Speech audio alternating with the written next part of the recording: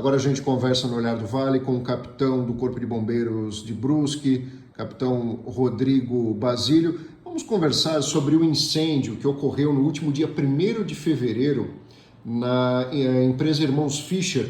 Capitão, está sendo apurado, está sendo realizado o laudo, onde vai se chegar a uma conclusão. Mas já existem algumas informações, alguns indícios do que pode ter ocorrido que ocasionou a esse incêndio de grande proporção aqui em Brusque. Eu gostaria que o senhor desse detalhes para os nossos telespectadores, nossos seguidores e também, principalmente, leitores.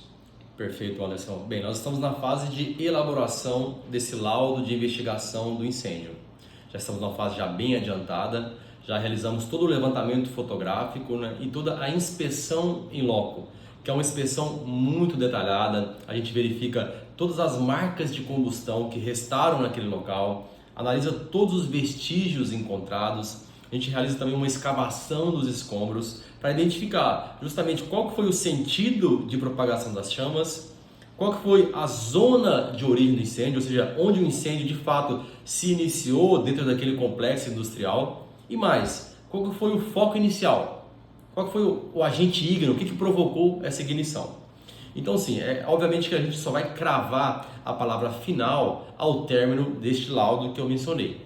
Todavia, sim, nós temos já uma hipótese mais provável, uma hipótese que, se não surgir nada que realmente implique uma reviravolta, é essa hipótese que vai ser corroborada. E o que é essa hipótese? Bem, essa hipótese, essa causa mais provável, tá, Anderson? Ela diz respeito a uma causa elétrica. Então nós descartamos até este momento, né, todas as demais hipóteses. Uma eventual ação intencional, não foi encontrado nenhum indício nesse sentido. Uma eventual descarga atmosférica, também não foi encontrado nenhum indício nesse sentido. Uma eventual combustão espontânea, ou seja, a inexistência de um agente ígneo externo, pela característica dos materiais que ali estavam depositados, também nós não encontramos indícios nesse sentido. Já em relação à causa elétrica, sim, nós encontramos vários indícios que reforçam essa hipótese.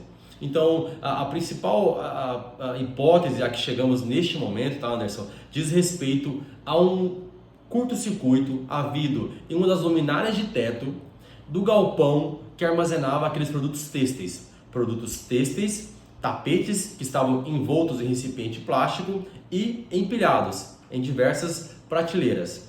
Nesse mesmo galpão havia também produtos PET, produtos de plástico, né, como pequenas embalagens, potes e também ursinhos de pelúcia. Então, materiais bastante inflamáveis e muito combustíveis.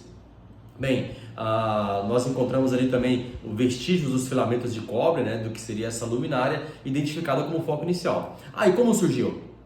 Pelo que nós apuramos até este momento, tá, Anderson? Então ocorreu um curto-circuito em uma dessas luminárias de teto.